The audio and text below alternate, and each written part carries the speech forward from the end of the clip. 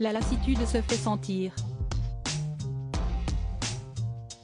Ce vendredi 2 septembre, sur le groupe Facebook Soutien aux familles de Delphine Ossagel, les proches de Delphine Jubilard ont pris la parole pour faire part de leur colère et de leur désespoir, 20 mois après la disparition de l'infirmière.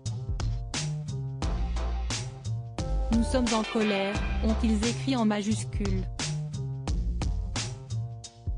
Plus de 20 mois que nous réclamons, que nous supplions, que nous attendons, que nous pleurons pour que la vérité éclate et justice soit rendue. Plus de 20 mois que Delphine a disparu, la victime.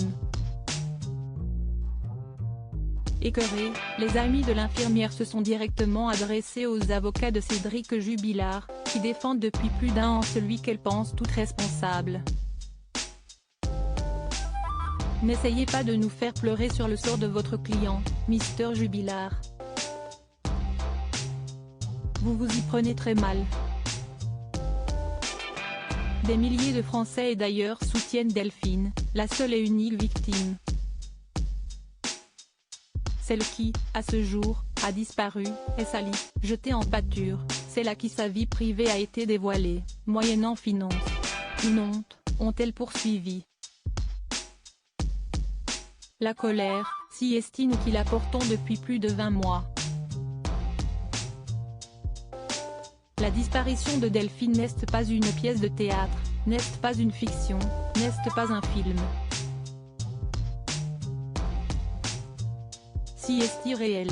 Mesdames, messieurs les avocats, ne vous trompez pas de victime, cessez vos mensonges, et faites en sorte de rendre Delphine à ses enfants et sa famille. Cédric Jubilard, la défense tient bon si les proches de Delphine Jubilard sont aussi remontés, si est que les avocats de Cédric Jubilard ne faiblissent pas. Vendredi 2 septembre, dans une interview accordée à Paris Match, Maître Jean-Baptiste Allary, Emmanuel Franck et Alexandre Martin ont dénoncé le traitement infligé à leurs clients, incarcérés depuis le 18 juin 2021 malgré l'absence de preuves.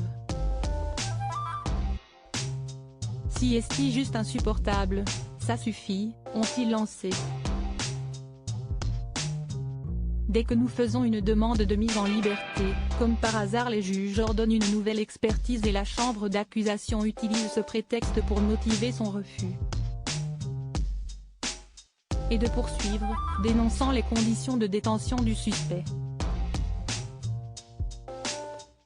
Cédric Jubilard subit un calvaire, dans une cellule de 8 mètres carrés, dont il ne sort que 2 fois une demi-heure.